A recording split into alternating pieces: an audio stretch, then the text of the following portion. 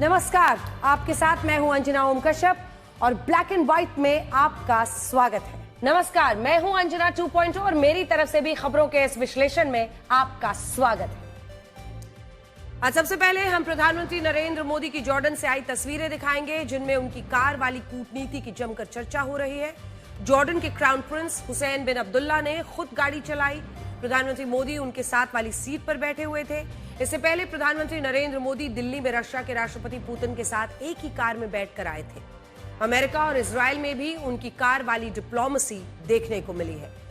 आज ये जानना भी जरूरी है कि जॉर्डन के किंग अब्दुल्ला II पैगंबर मोहम्मद साहब की 41वीं पीढ़ी के वंशज है और वो प्रधानमंत्री मोदी का बड़े सम्मान और आत्मीयता से स्वागत करते हैं। लेकिन देश में कुछ लोगों को इससे दिक्कत होती है। आज आपको ये भी बताएंगे कि आखिर मोहम्मद साहब के ये असली वंशज बुर्के और हिजाब से दूरी क्यों बनाकर रखते हैं। इसके बाद आपको उस एहसान फरामोश बांग्लादेश के बारे में बताएंगे जिसे भारत ने बनाया, जिसके लोगों को भारत ने बचाया, जिसका पूरा वजूद भारत की वजह से है। लेकिन आज वो 1971 के सारे एहसानों को भूलकर भारत को धमकी देने की जुर्रत कर रहा है, क्योंकि अब बांग्लादेश कट्टरपंथियों का नया लॉन्च पैड बन चुका है। बांग्लादेश एक ऐसे कट्टरपंथी नेता ने बड़बोली बयानबाजी वहां पर की और कहा कि नॉर्थ ईस्ट को भारत से अलग कर देंगे, ऐसी धमकी दे डाली है। इसके बाद आपको सतर्क करने वाली खबर दिखाएंगे। अगर आप अकेले या परिवार के साथ सफर कर रहे हैं, अपने वाहन या पब्लिक ट्रांसपोर्ट से सड़क पर जा रहे हैं, आपको अतिरिक्त सावधानी बरतने की जरूरत है, क्योंकि इस समय जानलेवा कोहरा सड़कों पर अपना जाल बिछा चुका है और इस वजह से लगातार दुर्घटनाएं हो रही हैं। मथुरा में यमुना एक्सप्रेसवे पर 7 बसें 3 कार कोहरे की वजह से टकरा गई। इनमें भीषण आग लग गई। इसमें कम से कम 13 लोगों की मौत हो गई। इसीलिए आप कहीं जाने का प्लान बना रहे हैं तो आज का विश्लेषण आपके लिए जरूरी है। ब्लैक एंड व्हाइट में आज उस तस्वीर से करना चाहते हैं जिसकी कूटनीतिक दुनिया में सबसे ज्यादा चर्चा हो रही है। ये तस्वीर उस वक्त की है जब जॉर्डन के क्राउन प्रिंस हुसैन बिन अब्दुल्ला और प्रधानमंत्री नरेंद्र मोदी एक ही गाड़ी से जॉर्डन के राष्ट्रीय संग्रहालय पहुंचे। जॉर्डन में पहली बार ऐसा हुआ जब क्राउन प्रिंस हुसैन बिन अब्दुल्ला ने खुद गाड़ी चलाई और प्रधानमंत्री मोदी उनके साथ वाली सीट पर बैठे हुए थे। आप इसे प्रधानमंत्री मोदी की कार डिप्लोमेसी कहिए, कार वाली कूटनीति कहिए, जिसमें भारत और जॉर्डन के रिश्तों में सहजता और अपनापन दिखाई देता है।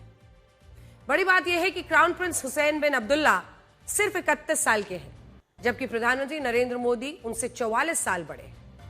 लेकिन इसके बावजूद जॉर्डन के क्राउन प्रिंस प्रधानमंत्री मोदी का एक दोस्त की तरह आदर करते हैं और दोनों नेता एक ही गाड़ी से जॉर्डन के राष्ट्रीय संग्रहालय पहुंचते हैं। और इससे यह पता चलता है कि जॉर्डन का शाही परिवार भारत के साथ अपने रिश्ते को कितना इंपॉर्टेंस, कितना महत्व देता है। देखिए,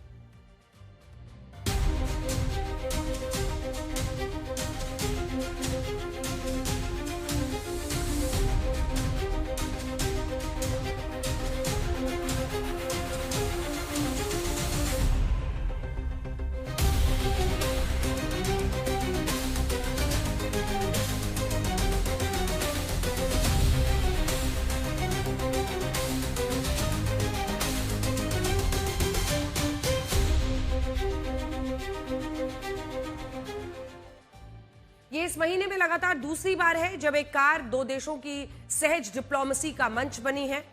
इससे पहले जब रशिया के राष्ट्रपति व्लादिमीर पुतिन भारत के दौरे पर आए थे, तब भी 4 दिसंबर को दुनिया ने प्रधानमंत्री मोदी और राष्ट्रपति पुतिन की कार डिप्लोमेसी को देखा था।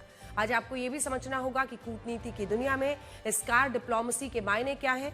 मैं इसे आपको बड़ी स्क्रीन पर दिखाती हूं, क्योंकि आप देखेंगे सबसे पहले ये तस्वीर जो 2014 की है। प्रधानमंत्री मोदी की कार कूटनीति, अमेरिका दौरे पर थे प्रधानमंत्री मोदी और वर्ष 2014 की तस्वीर है। बराक ओबामा के साथ कार में उन्होंने सफर किया था। सबसे पहले ये तस्वीर जो 2014 की हम आपको दिखा रहे हैं। प्रधानमंत्री नरेंद्र मोदी शपथ लेने के बाद, पीएम बनने के बाद पहली बार अमेरिका के दौरे पर गए। तब तत्कालीन राष्ट्रपति बराक ओबामा के साथ उन्होंने एक ही कार में सफर किया। उस वक्त बराक ओबामा से प्रधानमंत्री मोदी ने कहा था कि जितनी बड़ी उनकी कार है उतने आकार के घर में उनकी मां रहती हैं। इसके बाद साल 2017 जब प्रधानमंत्री मोदी इजराइल के दौरे पर गए थे और तब की तस्वीर यह है जब आप उनको नेतन्याहू के साथ देख रहे हैं, बेंजामिन नेतन्याहू के साथ, क्योंकि तब प्रधानमंत्री नरेंद्र मोदी प्रधानमंत्री बेंजामिन नेतन्याहू के साथ कार डिप्लोमेसी करते हुए देखे गए थे। और इस तस्वीर की मिडिल ईस्ट के देशों में उस वक्त बहुत चर्चा हुई थी, क्योंकि आप समझते हैं इजराइल को लेकर मिडिल ईस्ट के देशों में बड़ी दुश्मनी रहती है। तो प्रधानमंत्री को नेतन्याहू के साथ कार में देखकर वहां पर काफी नाराजगी जाहिर की गई थी। उस वक्त जॉर्डन के अखबारों ने इस तस्वीर को छापते हुए प्रधानमंत्री मोदी को प्रधानमंत्री बेंजामिन नेतन्याहू का खास दोस्त बताया था। और यह इसलिए बड़ी बात थी क्योंकि जॉर्डन और इजराइल के बीच कट्टर दुश्मनी है। इसी तरह श्रीलंका के राष्ट्रपति, ये देखिए अनुराग कुमारा, उनके साथ उनकी तस्वीर, हम अलग अलग तस्वीरें आपको दिखा रहे हैं श्रीलंका के राष्ट्रपति के साथ, क्योंकि ये 6 अप्रैल 2025 की तस्वीर है।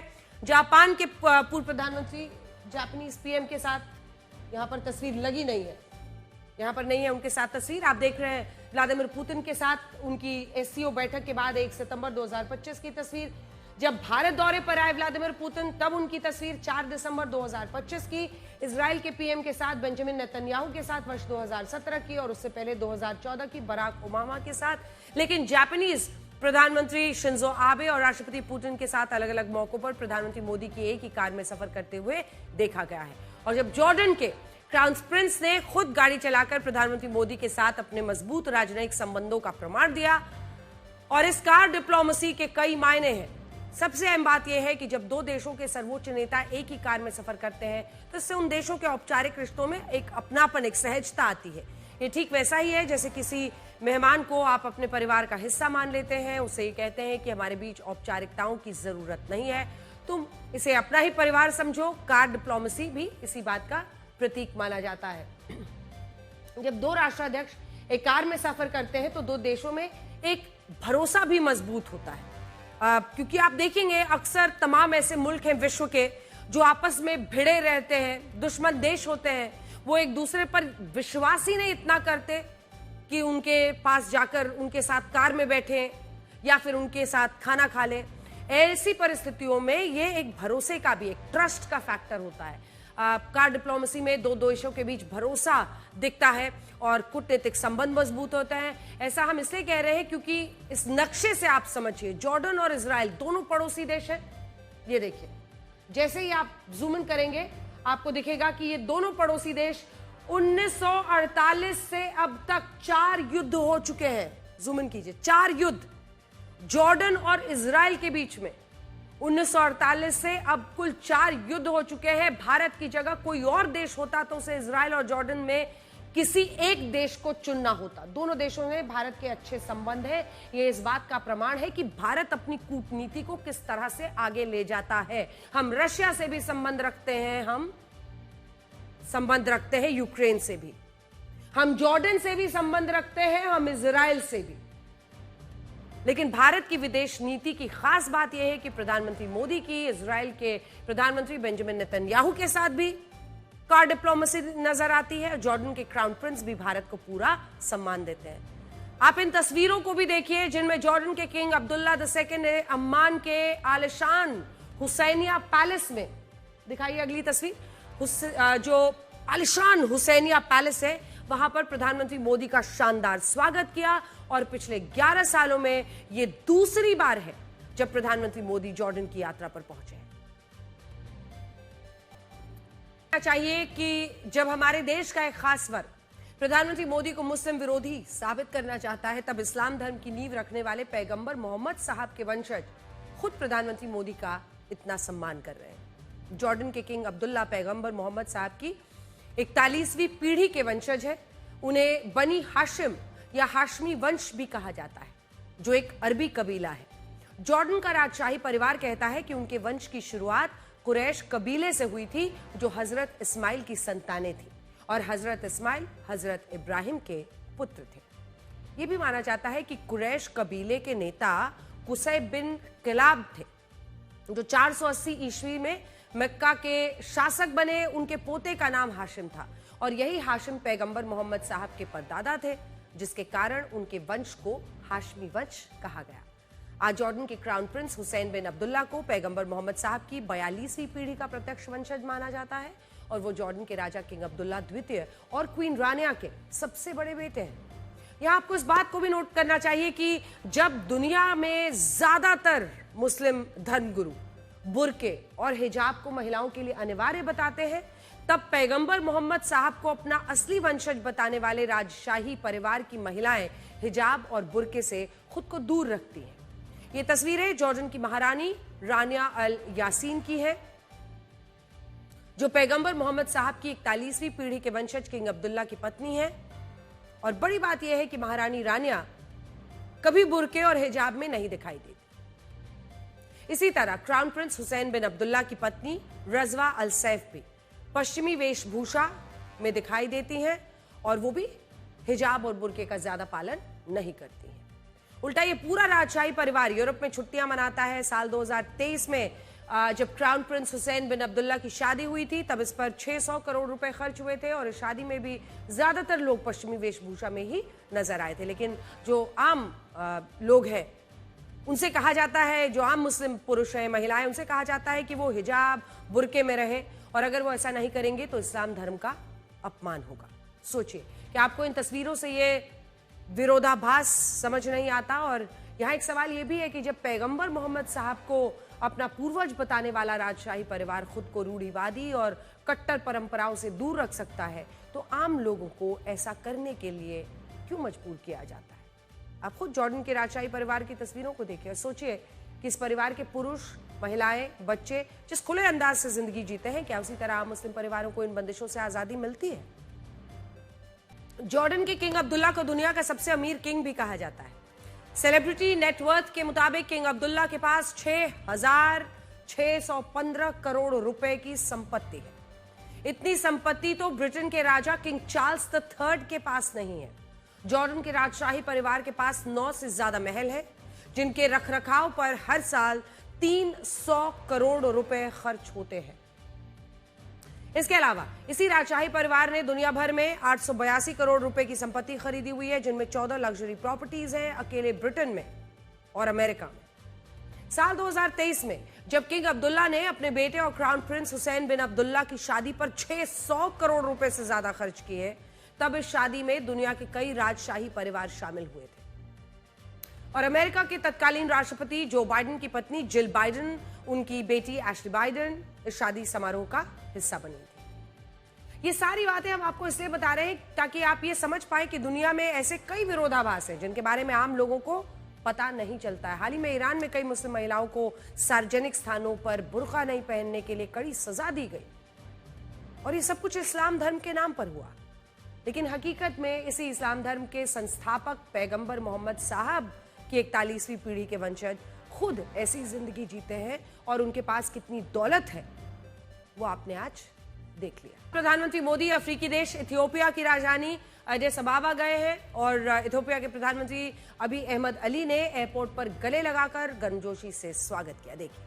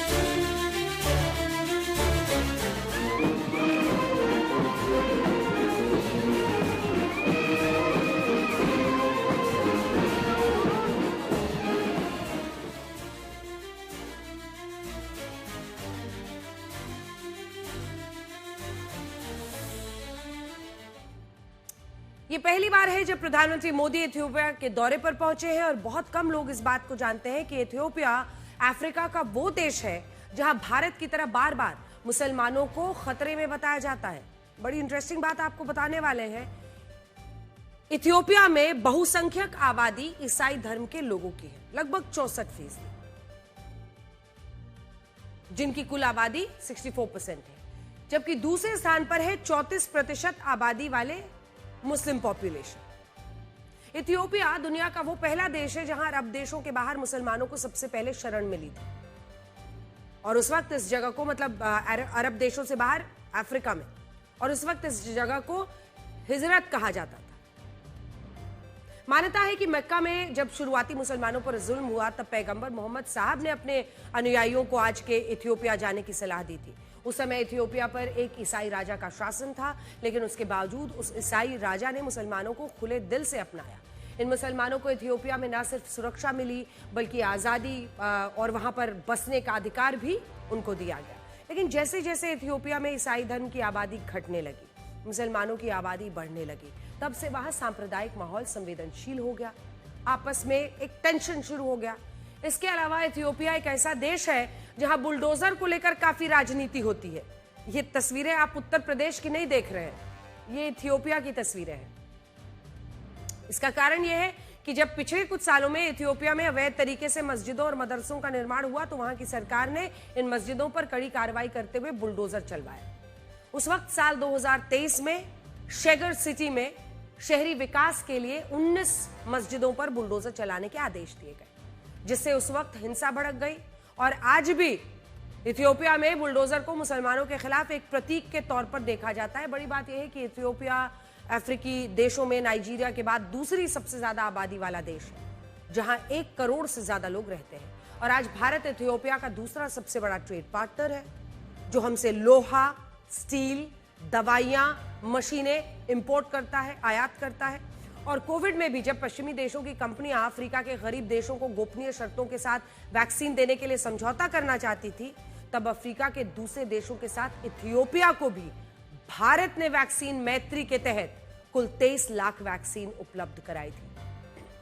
और अब आज प्रधानमंत्री मोदी अपने कार्यकाल में पहली बार इथियोपिया के राजकीय दौरे पर पहुंचे। आज तक के इतिहास में पहली बार ऐसा होने वाला है जब भारत के प्रधानमंत्री इथियोपिया की संसद के संयुक्त सत्र को संबोधित करेंगे। और याद रखिए, प्रधानमंत्री नरेंद्र मोदी की पूरी कोशिश रहती है कि वो इसी के साथ ग्लोबल साउथ को भी एक बार फिर से पुश करे। जब वो विश्व की राजनीति और कूटनीति को देखते हैं तो उन्हें पता है कि जियोपॉलिटिकल सिनेरियो पर अगर तमाम देशों को एक बैलेंस बनाकर रखना है तो ग्लोबल साउथ को आगे बढ़ाना होगा। और यह रणनीति प्रधानमंत्री नरेंद्र मोदी की कई सालों से चल रही है। आपको ये बताते हैं कि आज ही के दिन भारतीय सेना ने 1971 में पाकिस्तान को पराजित करके बांग्लादेश को आजादी दिलाई थी। और उस वक्त भारत ने ऐसा करने के लिए पाकिस्तान के 2 टुकड़े कर दिए। इसमें पश्चिमी पाकिस्तान आज का पाकिस्तान बन गया और पूर्वी पाकिस्तान बांग्लादेश बन गया। लेकिन दुर्भाग्यपूर्ण यह है कि आज यही बांग्लादेश पाकिस्तान के साथ अपने रिश्ते सुधार रहा है। उसके कट्टरपंथी बांग्लादेश की भूमि को भारत के खिलाफ लॉन्च पैड की तरह इस्तेमाल करने की बात कह रहे हैं। भारत ने कभी नहीं सोचा था कि बांग्लादेश इतना बड़ा एहसान फरामोश निकलेगा, लेकिन आज मोहम्मद यूनुस की अंतरिम सरकार में ऐसा हो रहा है। और बांग्लादेश भूल चुका है कि भारत नहीं होता तो यह आजादी भी उसे कभी नहीं मिलती। साल 1971 जब भारत और पाकिस्तान के बीच युद्ध लड़ा गया था, तब उससे पहले पाकिस्तान में एक नेता की गिरफ्तारी को लेकर पूरा देश चल रहा था। और इस नेता का नाम था शेख मुजीबुर रहमान। शेख मुजीबुर रहमान बांग्लादेश की पूर्व प्रधानमंत्री शेख हसीना के पिता थे। और पाकिस्तान के विभाजन से पहले वो पूर्वी पाकिस्तान की सबसे बड़ी पार्टी आवामी लीग के अध्यक्ष चुने गए थे। और उस दौरान पूर्वी पाकिस्तान को लेकर उनकी कुछ प्रमुख मांगे थी। वो पाकिस्तान में निष्पक्ष चुनाव कराने के लिए आंदोलन चला रहे थे। और उनका यह भी कहना था कि पूर्वी पाकिस्तान की अपनी एक अलग करेंसी, एक अलग केंद्रीय बैंक, एक अलग सेना भी होनी चाहिए। इस बात से पाकिस्तान की सरकार इतना डर चुकी थी कि पाकिस्तान के तत्कालीन राष्ट्रपति जनरल अयूब खान ने शेख मुजीबुर रहमान की गिरफ्तारी के आदेश दे दिए। उनके खिलाफ देशद्रोह का मुकदमा दर्ज हो गया था। इस सब के बीच पाकिस्तान में जनरल अयूब खान की जगह जनरल याहिया खान वहां के राष्ट्रपति बन गए। और उन्हें लगा कि शेख मुजीबुर रहमान पर देशद्रोह का आरोप है, इसलिए कुछ लोगों में भले उनके प्रति थोड़ी सी हमदर्दी हो, लेकिन वो चुनाव नहीं जीत पाएंगे। इसी उम्मीद में साल 1970 में पाकिस्तान ने आम चुनाव कराने का ऐलान किया और इन्हीं चुनावों ने पाकिस्तान के बंटवारे की नींव रखी। उस समय पाकिस्तान की नेशनल असेंबली में कुल 300 सीटें थी, जिनमें 138 सीटें पश्चिमी पाकिस्तान में थी, 162 सीटें पूर्वी पाकिस्तान यानी आज के बांग्लादेश में थी। और अब जब साल 1970 में आम चुनाव के नतीजे आए तो शेख मुजीबुर रहमान की आवामी लीग पूर्वी पाकिस्तान की 162 में से 160 सीटें जीत गई, 160 आउट ऑफ 162, जबकि जुल्फिकार अली भुट्टो की पाकिस्तान पीपल्स पार्टी पश्चिमी पाकिस्तान की 138 सीटों में से 88 सीटें जीत, 138 में 88, और वहां पर मुजीबुर रहमान को मिली 162 में 160। कल्पना कीजिए इस चुनावी नतीजे ने पाकिस्तान को आप देखिए कैसे फेर में डाल दिया। इस हिसाब से पाकिस्तान की 300 सीटों वाली नेशनल असेंबली में शेख मुजीबुर रहमान के पास बहुमत था, उन्हें पाकिस्तान का प्रधानमंत्री बनना था, लेकिन पाकिस्तान ने ऐसा होने नहीं दिया और वहां मार्शल लॉ लगाकर आम चुनाव के नतीजों को बेअसर कर दिया। फिर आइए इसके बाद 25 मार्च 1971 शेख मुजीबुर रहमान को फिर से गिरफ्तार कर लिया गया। हालांकि ये चुनाव इस बात का खुल्लम खुल्ला सबूत है कि पूर्वी पाकिस्तान के लोग आजादी के पक्ष में थे और इसीलिए गिरफ्तारी से पहले शेख मुजीबुर रहमान ने पूर्वी पाकिस्तान की स्वतंत्रता का ऐलान कर दिया था। और इसके बाद 17 अप्रैल 1971 को बांग्लादेश की पहली अस्थायी सरकार का गठन भारत के कलकत्ता शहर में हुआ था, जिसे अब कोलकाता कहते हैं।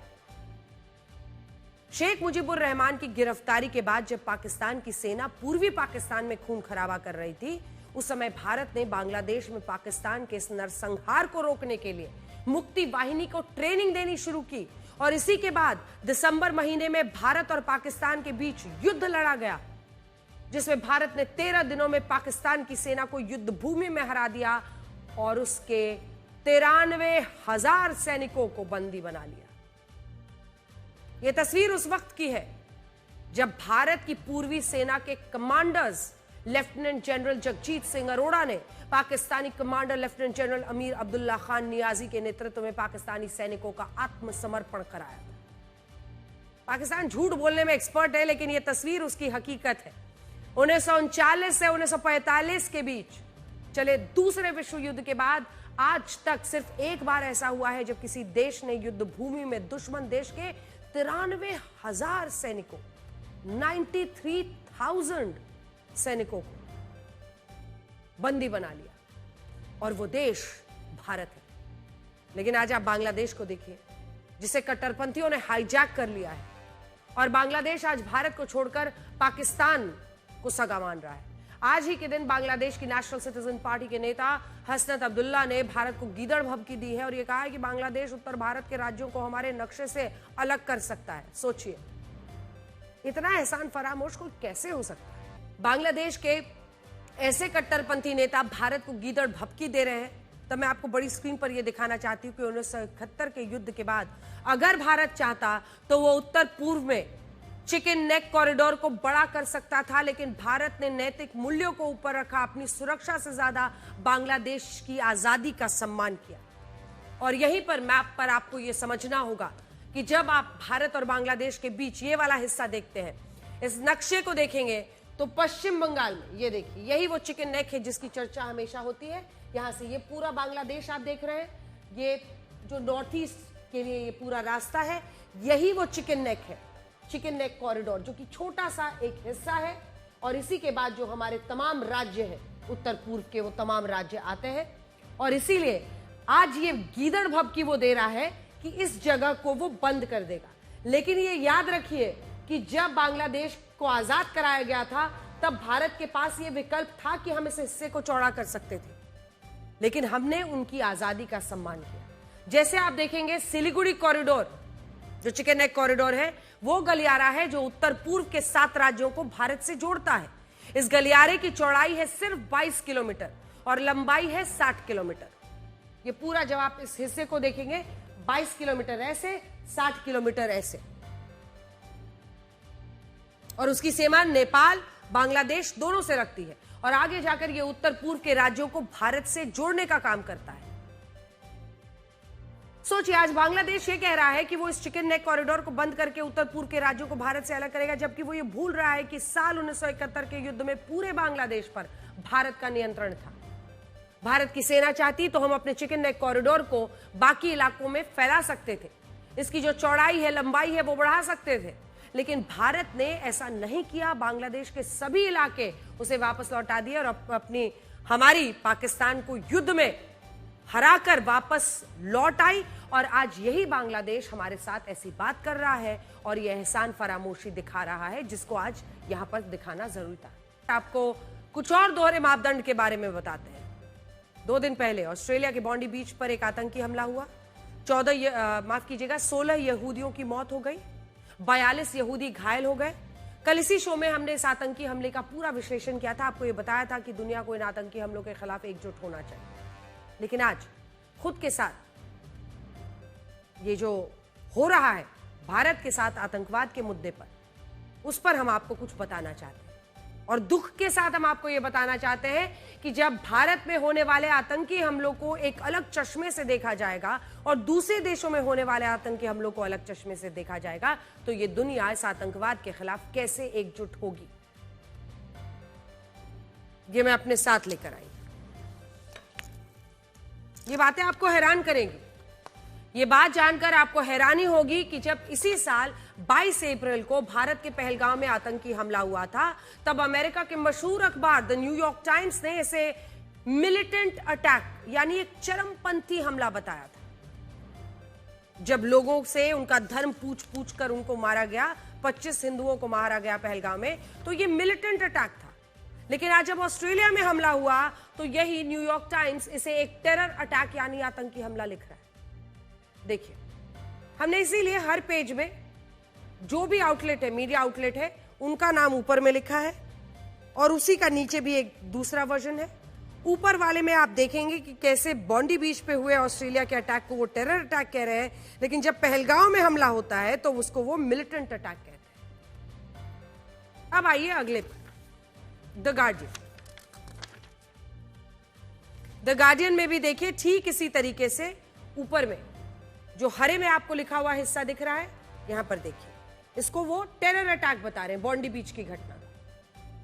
लेकिन जैसे ही बात भारत की होती है, पहलगांव होता है,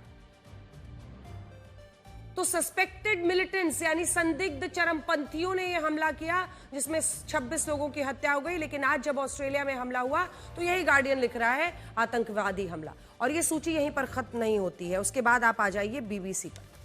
बीबीसी ने पहलगांव हमले के आतंकवादियों को गनमैन, ये जो नीचे वाला हिस्सा है, बीबीसी ने पहलगांव हमले के आतंकवादियों को गनमैन यानी बंदूकधारी हमलावर बताया था। लेकिन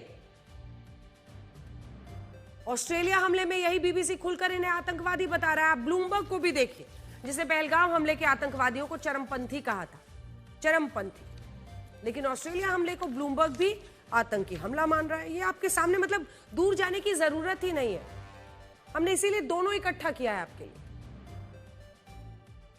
ये देखिए, ऊपर में बॉन्डी बीच टेरर अटैक और नीचे में देखिए 3 militants link to Kashmir attack kit.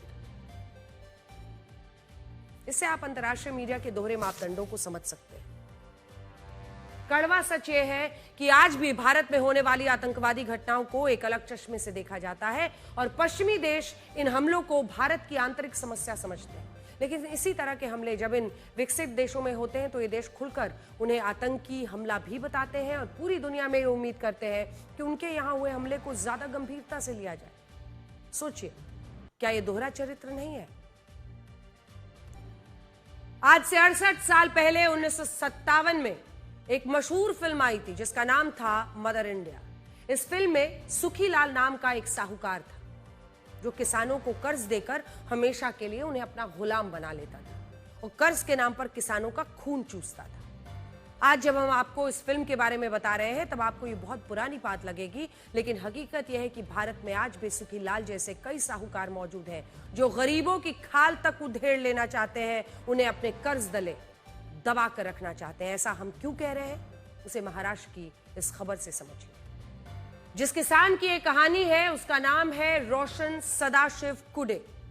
इस किसान ने खेती में नुकसान होने के बाद 2 साहूकारों से 50-50 हजार रुपए का कर्ज लिया था। कर्ज लेते समय साहूकारों ने उसे यह बताया कि अगर किसान समय पर ब्याज और सूद को नहीं चुकाएगा तो उसे हर दिन के हिसाब से 10,000 का जुर्माना भरना होगा। हर दिन के हिसाब से 10,000 का जुर्माना। अब ऐसे में किसान क्या करता? किसान का कहना है कि उसने कर्ज के पैसों से कुछ गायें खरीदी और ये सोचा कि वो इन गायों का दूध बेचकर साहूकारों को धीरे धीरे उनका कर्ज उतार देगा। लेकिन जब एक बीमारी के कारण इन गायों की मौत हो गई तो साहूकारों ने इस किसान पर हर दिन के हिसाब से भारी जुर्माना लगाना शुरू किया। इस किसान ने अपनी आधी जमीन और एक मोटरसाइकिल बेचकर इस कर्ज को उतारने की कोशिश की, लेकिन इसके बाद भी इन साहूकारों का ये कर्ज नहीं उतरा।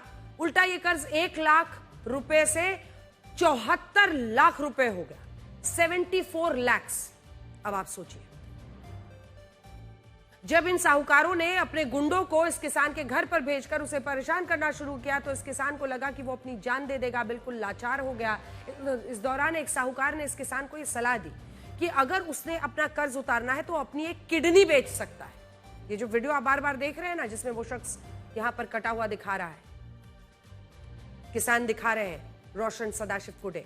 परिवार की माली हालत को देखते हुए यह किसान ऐसा करने के लिए तैयार हो गया, जिसके बाद इन साहूकारों ने पहले उसे कोलकाता भेजा, वहां उसका मेडिकल चेकअप कराया। जब इस किसान की किडनी सही निकली तो उसे सर्जरी के लिए कंबोडिया भेजा गया, जहां इस किसान ने 8 लाख रुपए में अपनी किडनी बेच दी। और बड़ी बात यह है कि इस किडनी को बेचने के बाद भी इन साहूकारों का कर्ज नहीं उतरा। और इस खबर से आप ये समझ सकते हैं कि हमारे देश में आज भी ऐसे साहूकार हैं जो किसानों, गरीबों का खून चूसते हैं।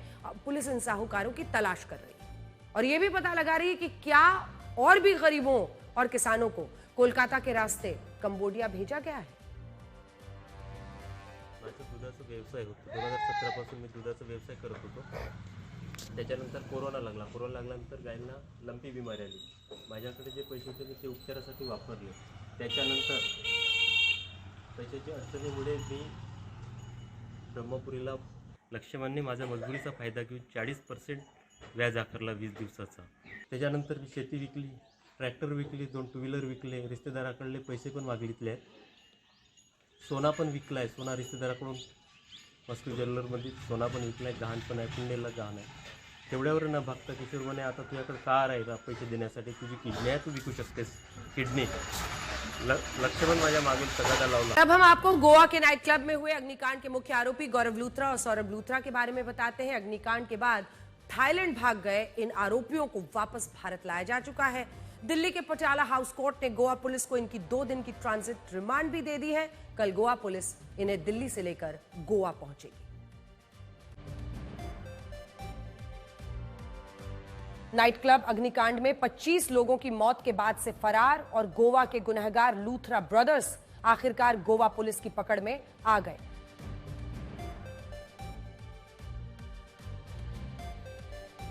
गोवा अग्निकांड के आरोपी सौरभ लूथरा और गौरव लूथरा को थाईलैंड से भारत लाया गया। वो दोपहर बाद इंडिगो की फ्लाइट से दिल्ली एयरपोर्ट लाया गया, जहां से गोवा पुलिस ने उन्हें गिरफ्तार कर लिया। करीब 10 दिन पहले गोवा के एक नाइट क्लब में आग लगने पर 25 लोग जिंदा जलकर और दम घुटने से मर गए। इस नाइट क्लब में वैध लाइसेंस से लेकर सेफ्टी मेजर्स को लेकर कई खामियां मिली और इस अग्निकांड की अगली सुबह ही इसके मालिक लूथरा ब्रदर्स थाईलैंड भाग गए थे। आजकल शादियों में डांसर और सिंगर बुलाने का चलन काफी जोर पकड़ चुका है और अक्सर ऐसे कार्यक्रम बवाल में बदल जाते हैं। हरियाणा के नूह में देखिए, एक बार फिर से शादी में डांसर्स को बुलाने, परफॉर्म कराना उपद्रव में बदल गया जब कुछ शरारती तत्वों ने डांसर्स के साथ गलत हरकत कर दी। इस शो में Indian Idol winner Salman Ali भी मौजूद थे। इसके अलावा कुछ मेवाती डांसर्स भी आई हुई थी और एक ऐसी हरकत हुई, ऐसे कार्यक्रमों में महिला सुरक्षा को लेकर अब गंभीर सवाल खड़े हो गए। इस कार्यक्रम में सिंगर सलमान अली के अलावा सिंगर भूमिका मलिक और डांसर असमीना भी थी। इसके अलावा स्थानीय महिला डांसर भी परफॉर्म कर रही थी, जिन पर लोग पैसे उड़ा रहे थे। इस दौरान एक लड़का स्टेज पर चढ़ गया और डांसर से छेड़खानी कर दी। इस दौरान सुरक्षा के लिए मौजूद लोगों ने इसे पकड़ लिया और स्टेज पर ही लाठी डंडों से पिटाई शुरू कर दी। इस मारपीट की वजह से वहां अफरा तफरी और भगदड़ मच गई। हंगामे की वजह से डांसर असमीना ने दीवार कूदकर अपनी जान बचाई। वीडियो में दिख रहा है कि सलमान अली परफॉर्म कर रहे हैं। उसके बाद स्टेज पर एक लड़के की पिटाई होती है और भगदड़ मचने पर डांसर असमीना मेवाती दीवार से कूदकर भाग रही है। बढ़ती ठंड और घने कोहरे की वजह से दिल्ली आगरा यमुना एक्सप्रेसवे पर आज सुबह सुबह एक भीषण हादसा हो गया। जीरो विजिबिलिटी की वजह से हुए इस हादसे में एक के बाद एक 7 बसें 3 कारें टकराई। 13 लोगों की मौत हो गई और करीब 25 लोग घायल हो गए। बसों की टक्कर के बाद उसमें भीषण आग लग गई थी और इसके बाद हाहाकार मच गया। कई यात्री जैसे तैसे निकल पाए लेकिन कुछ उसी में फंसे रह गए। सुबह करीब 4 बजे यह हादसा मथुरा के पास हुआ था। कोहरा इतना घना था कि बसों और कार के ड्राइवर आपस में टकराते चले गए। दरअसल सुबह एक बस की टक्कर कार से हो गई थी, जिसके बाद वो बस सड़क पर ही खड़ी रह गई। इसके बाद उससे पीछे से आने वाली दूसरी बस ने उससे टक्कर मारी। इस तरह से करीब 7 बसें टकराती चली गईं और एक में भयानक आग लग गई और इसके बाद यह आग करीब 5 बसों में फैल गई। 5 बसें धू धू कर जलती हुई। हादसे के बाद आग की लपटें उठी तो आसपास के गांव वाले मदद के लिए पहुंचे। उन्होंने इमरजेंसी सेवाओं को जानकारी दी। करीब 12 से ज्यादा फायर ब्रिगेड गाड़ियां, 14 एम्बुलेंस घटनास्थल पर पहुंची, लेकिन रिस्पांस में कुछ समय लगा, जिससे हालात ज्यादा खराब आया।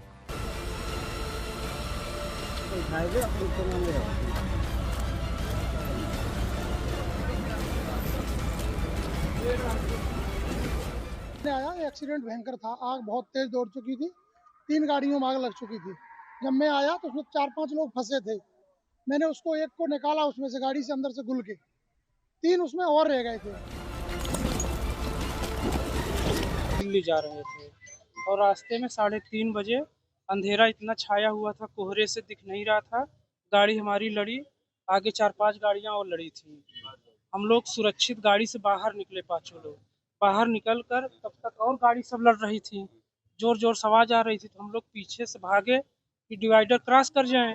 जैसे डिवाइडर क्रॉस कर रहे थे, हम बस आ गई तेज से आई बस, और जो खत्म हुए अखिलेंद्र प्रताप जी, वो उसकी चपेट में आ गए। हम भिगवा गए उस तरफ डिवाइडर।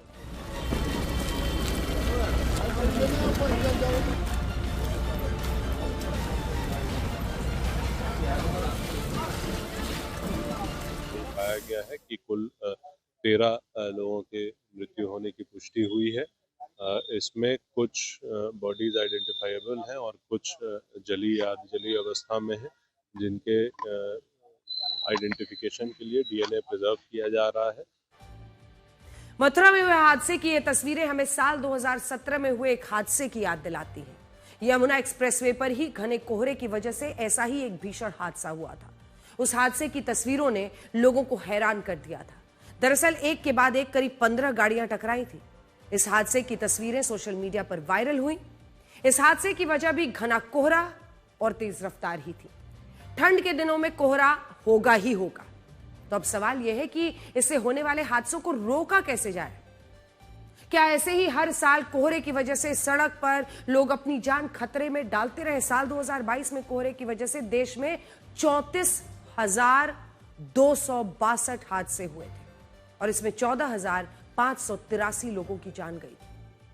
उसके पिछले साल यानी साल 2021 में 28,934 हादसे हुए थे और 13,372 लोगों की मौत हुई थी। हमारे देश में कोहरा जानलेवा चीज है, बावजूद इसके इस खतरे से निपटने के गंभीर प्रयास कभी किए ही नहीं जाते हैं। मथुरा प्रशासन ने फिलहाल एक रास्ता निकाला है। उन्होंने यमुना एक्सप्रेसवे पर गाड़ियों की स्पीड लिमिट 100 किलोमीटर प्रति घंटे से घटाकर 75 किलोमीटर प्रति घंटे कर दी है। बस और ट्रकों की स्पीड लिमिट 50 किलोमीटर प्रति घंटा कर दी है। इसके अलावा एक्सप्रेसवे के वो क्षेत्र जहां घना कोहरा होता है, वहां पर पुलिस प्रशासन बसों गाड़ियों को कॉन्वॉय बनाकर ले जा रहे हैं ताकि हादसा ना हो।